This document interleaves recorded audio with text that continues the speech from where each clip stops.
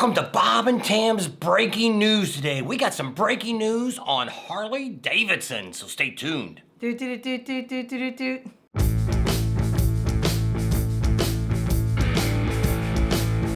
You know, there's been a lot of controversy been going on with Harley-Davidson over these last couple years. You know, they've said they've gone woke, they've had the DEI issues, they've had all kinds of different things have been happening. We're going to talk a little bit about it, and we're going to find out Harley's got some breaking news if you haven't heard here on April 8th. It just came out today. We're going to talk about a little bit today is just to give you an idea. You know, everybody kept saying how bad Harley's been doing, and we're going to get into that. You know, over the last 5 years, actually the stock is up almost 28%. And you're going to be thinking, what do you mean? What do you mean? Well, you got to go back 5 years. 5 years before that, the stock had dropped quite a bit. You know, they brought in this new CEO and to try to get to try to get their sales up, get their stock to go higher. He has had progress in additional companies. So that's why they kind of put this guy on. But here's what's the bad news that's been happening. You know, in this last year, it has dropped 45%. Stock has dropped. You know, just in the last 6 months, we've had a 32% drop in stocks.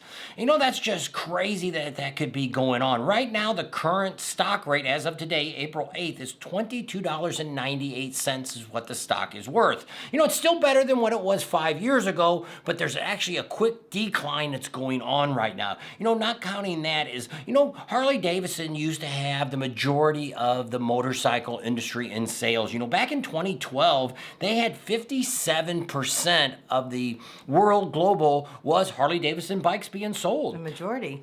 Last year, it dropped to 37%.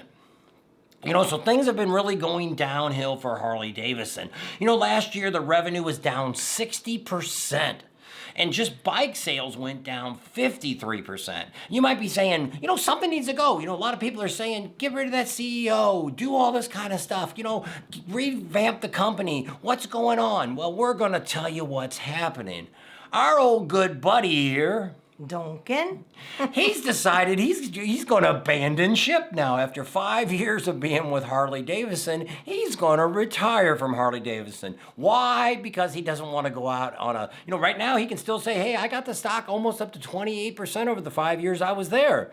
But go back and look at these last couple years. I would say if it keeps going this year, it's probably going to lose that 27% here in 2025. So he's looking to abandon ship as soon as possible because he doesn't want this to go down on his record that he ruined Harley-Davidson.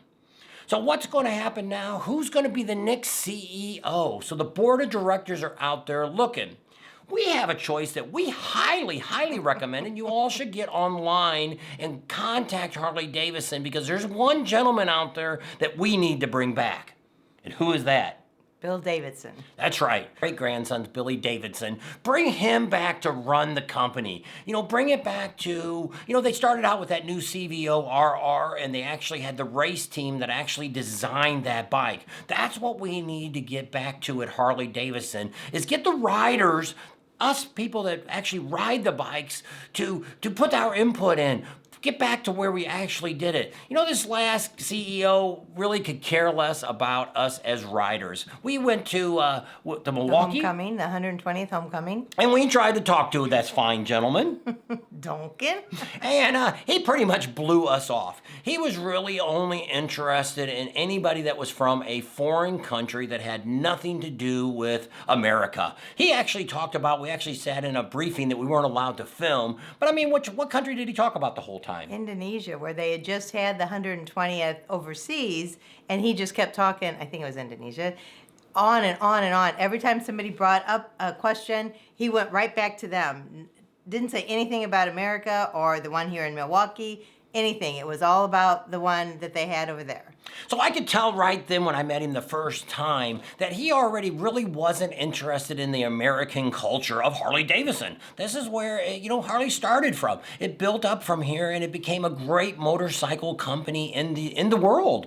You know, they've taken more stuff that's being shipped overseas and building more stuff over there. They're shipping more bikes overseas because they just can't get in grips with what's going on with the American rider. So is this a good thing that's happening? I would agree they should have adiosed him about a year ago. And probably a lot of you were all saying the same thing, that we needed to adios. Is he really retiring, or did they tell him that, you need to we're going to adios your ass, or you can retire? A lot of companies do that to people, to where publicly he can say, oh, I'm retiring, we're leaving in good faith and all this. Good terms. And there's probably the biggest party of Harley owners the day he steps down.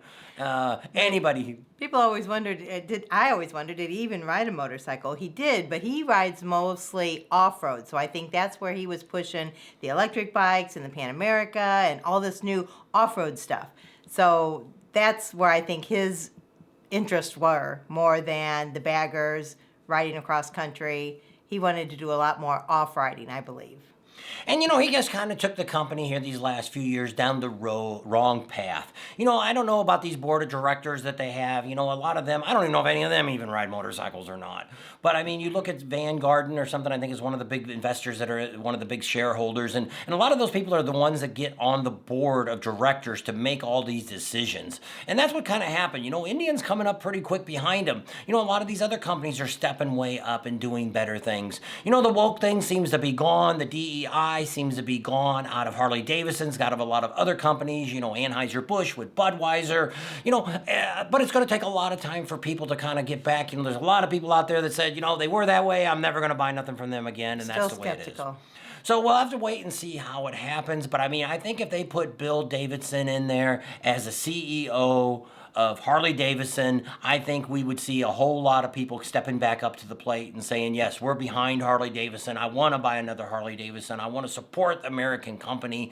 Get back here to maybe with all these tariff charges that they're kind of get down here, maybe we can start bringing back some of those bikes that we're going to start building in Taiwan. The 1250 series and the Pan American. Maybe we can get back to building those here in America, because that's one of the reasons they ship them over there, and a lot of people badmouth that, is because the Pan American, they actually sell more in Europe than they do here in the United States.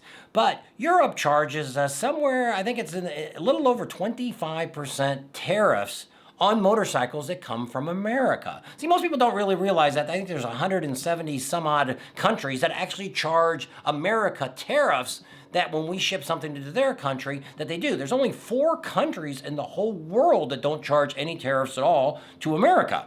So when people start thinking about that and hear about the tariffs and all that kind of stuff, you got to realize that these people have been screwing us Americans for a long time. It hasn't been fair to where they come in here and they don't want to pay any fees, but yet we ship something to their country, they want to kind of shove it to our makers, our builders, our employees, our Americans.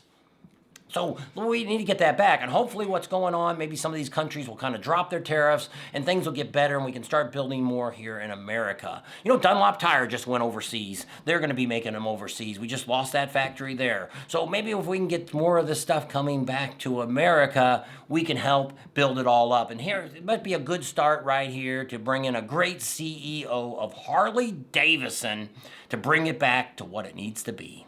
That's right. So we're all on board of this decision. And I'm praying that they find someone good if they decide not to take Bill Davidson.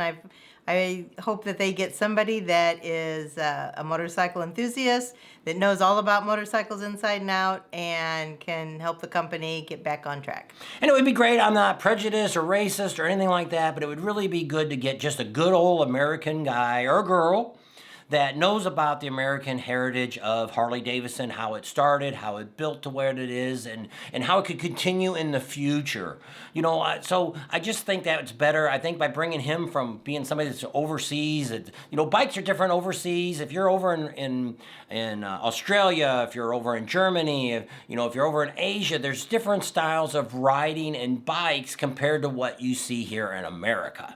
So to just kind of something to kind of think about. I still want to have overseas sales, but let's see how it all goes. Let's hope for the best for Harley-Davidson. Let's hope for the best for all of us that own Harley-Davidson, that the company will continue. Or even have stock in Harley-Davidson. Yeah. They should make Bill the CEO and Karen the COO. There you go. That would be a winning team. There you go. And I'm sure they'd work together to get their heritage back and their legacy.